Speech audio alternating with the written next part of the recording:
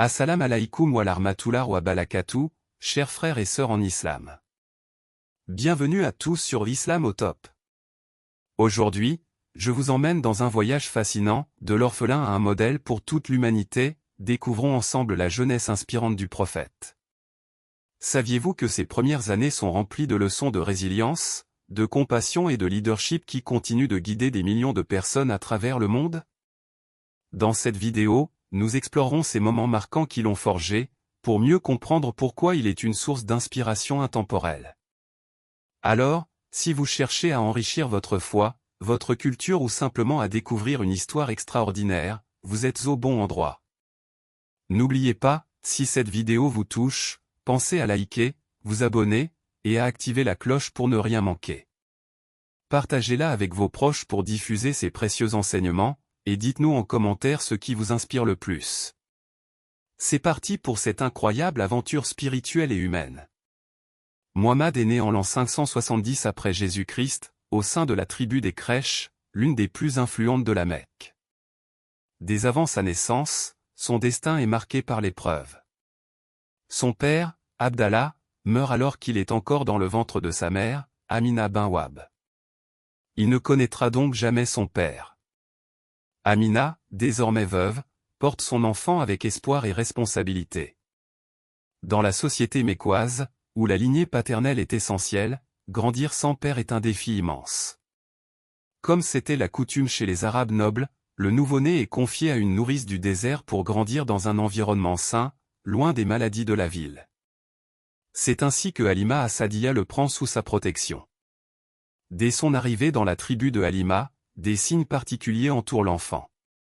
La nourrice et sa famille remarquent que leur bétail, jusque-là faible, retrouve soudainement force et abondance. Leur vie semble bénie par la seule présence du nourrisson. Muhammad passe ainsi ses premières années dans le désert, loin de l'agitation de la Mecque. Il y apprend la pureté de la langue arabe et grandit en développant des qualités de patience et de résilience. Mais le moment vient où il doit retourner auprès de sa mère, Amina. Elle le récupère et entreprend un voyage vers Yathrib, future Médine, pour lui montrer la tombe de son père. Sur le chemin du retour, une nouvelle épreuve frappe l'enfant. Amina tombe malade et meurt, laissant Muhammad seul à l'âge de 6 ans.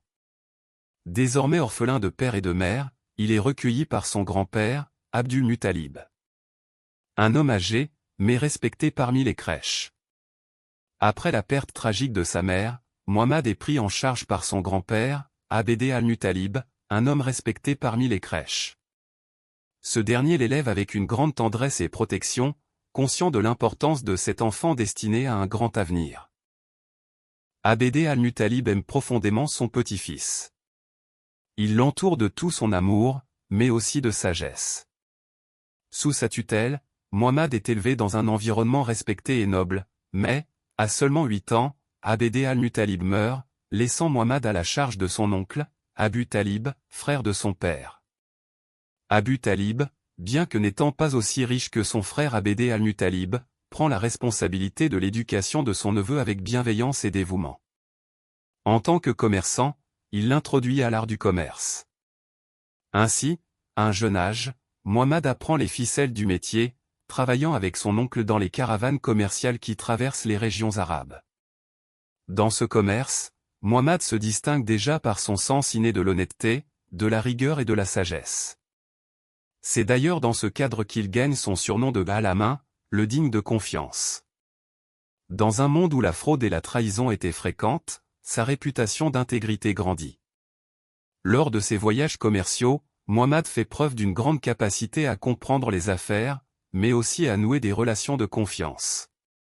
Il sait négocier, tout en restant fidèle à ses principes. Cette sagesse qui l'accompagne dans ses affaires ne fait que renforcer la confiance qu'il inspire autour de lui. Ces années passées sous la protection et l'enseignement d'Abu Talib ne se limitent pas à des compétences commerciales. Elles nourrissent également une éducation morale d'une grande profondeur.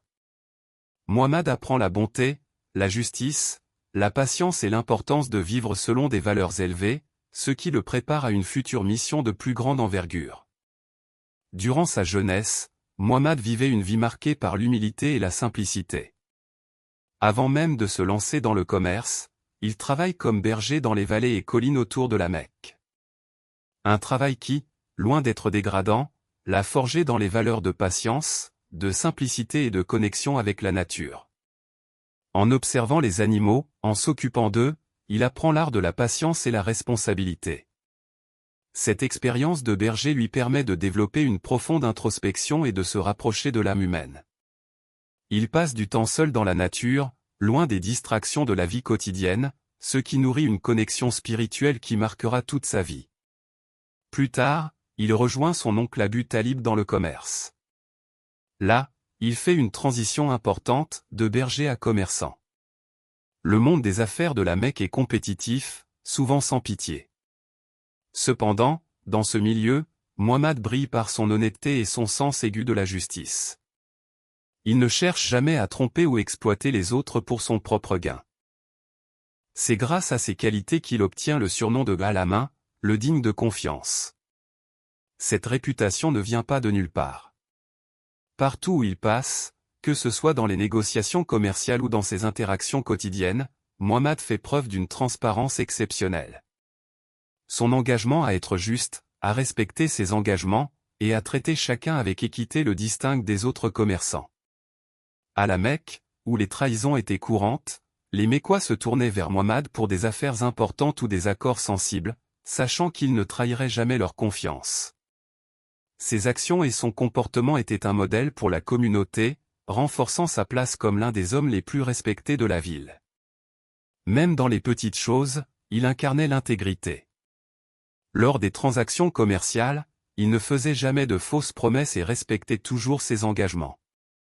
Cette attitude lui valut une immense admiration, et il devenait de plus en plus évident qu'il n'était pas destiné à mener une vie ordinaire, mais à avoir un impact profond sur la société. Avant même que la révélation ne vienne changer sa vie, Muhammad avait déjà un impact considérable à la Mecque, non seulement en tant qu'homme respecté, mais aussi comme un véritable leader moral. Il était perçu comme une figure de sagesse et de justice, ce qui le rendait indispensable lors de certains événements importants. L'un des événements marquants de sa jeunesse fut son rôle dans la restauration de la Kaaba. La Kaaba, symbole central de la ville et de la religion arabe pré-islamique, avait été endommagée lors d'un conflit entre les tribus de la Mecque. Lorsque le moment arriva de remettre en place la pierre noire, un conflit éclata entre les différentes tribus sur qui devrait avoir l'honneur de la replacer. C'est alors que Muhammad, reconnu pour sa sagesse et son équité, proposa une solution ingénieuse, il prit un manteau et y plaça la pierre noire au centre. Puis, il demanda à 4 chefs de tribu de tenir les coins du manteau et de la soulever ensemble, afin que chacun ait une part du mérite. Cette solution permettait d'éviter le conflit et fut saluée par toutes les tribus présentes, renforçant ainsi sa réputation de Al-Amin, l'homme de confiance. Muhammad ne se contenta pas de résoudre ce conflit.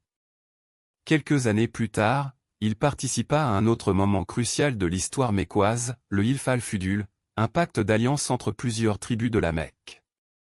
Ce pacte visait à défendre les opprimés et à protéger les droits des commerçants et des voyageurs qui étaient injustement traités par les puissants. Les valeurs de justice et d'équité portées par ce pacte résonnaient profondément en Muhammad.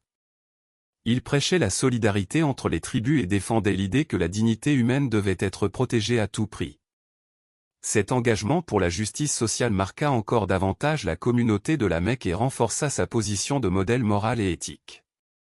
Mais au-delà de ces événements, un autre moment clé de la vie de Muhammad fut sa rencontre avec Khadija bint Khuwaylid, une riche veuve et commerçante de la Mecque. Elle avait entendu parler de l'intégrité de Muhammad, et après l'avoir vu négocier un contrat pour elle, elle fut impressionnée par sa sincérité et son honnêteté.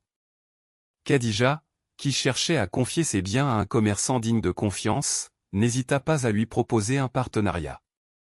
Au fil du temps, Khadija développa une profonde admiration pour Muhammad, et un lien spirituel se tissa entre eux. Elle reconnut en lui le futur messager et l'homme qu'Allah avait choisi. Son respect pour son intégrité fut un facteur déterminant dans le développement de leur relation, qui aboutira à leur mariage. À l'approche de ses 40 ans, la vie de Muhammad prend un tournant décisif. Bien qu'il soit respecté et admiré par son entourage, il ressent de plus en plus un dégoût profond pour l'état de la société mécoise. Les mœurs de l'époque, dominées par l'idolâtrie, les injustices sociales et l'oppression des pauvres ne cessent de le troubler. À la Mecque, les habitants vénéraient des idoles, croyant que ces statues représentaient des forces divines. Mais Muhammad, dès son plus jeune âge, avait toujours ressenti une répulsion intérieure pour cette pratique.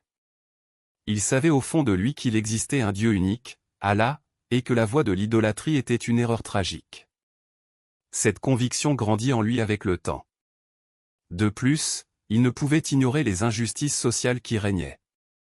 Les riches dominaient les pauvres, les femmes étaient souvent opprimées, et les faibles n'avaient pas de défense. La société mécoise, pourtant fière de son commerce et de son influence, semblait loin d'être juste. Muhammad ressentait un besoin ardent de réformer cette société et de lui offrir une direction plus juste, plus spirituelle. Ainsi, il se retire souvent dans la grotte de Hira, une petite grotte située sur la montagne Jabal al-Nord, à quelques kilomètres de la Mecque. Là, dans la tranquillité des hauteurs, il trouve un espace pour la méditation et la réflexion profonde. Pendant des mois, il s'isole pour chercher des réponses à ses questionnements sur la nature de Dieu, le sens de la vie, et la manière de guider les autres vers la vérité. Ces moments de retraite spirituelle sont bien plus qu'un simple besoin de calme. C'est un processus de purification intérieure, où il se prépare à un grand rôle. Il se détache de la superficialité de la vie mondaine pour se consacrer entièrement à la quête de la vérité. Ces méditations intenses l'affinent et l'aident à comprendre que la révélation qui l'attend va changer le monde à jamais. Ce n'est pas un hasard si ses qualités morales parfaites et son comportement irréprochable le préparent à recevoir la révélation. Sa patience, son honnêteté, et sa profonde compassion pour les opprimés et les démunis en font le candidat idéal pour la mission que Dieu lui réserve. Tout ce qu'il a vécu jusqu'à ce moment, son enfance, sa jeunesse, ses années de travail et de méditation, est une préparation divine pour ce grand tournant de sa vie. À l'âge de 40 ans, alors qu'il se trouve dans la grotte de Hira, une expérience extraordinaire se produit, la révélation d'Allah lui est envoyée par l'archange Jibril, Gabriel, marquant le début de sa mission prophétique. C'est là, dans la solitude de la montagne, que le destin de Muhammad et de l'humanité tout entière prend un tournant historique. Voilà, c'est la fin de la vidéo. Vous avez maintenant un aperçu des premières années de Muhammad, de son enfance difficile à sa préparation spirituelle avant la révélation. Un parcours marqué par des valeurs exceptionnelles, une sagesse profonde et une préparation divine qui ont fait de lui l'un des plus grands modèles de l'humanité. Alors, si vous souhaitez découvrir plus sur la vie du prophète, son message et comment il a changé le monde, abonnez-vous dès maintenant et activez la cloche de notification pour ne rien manquer. À très bientôt pour notre prochain voyage ensemble dans l'histoire et la spiritualité. Merci d'avoir regardé. À très bientôt.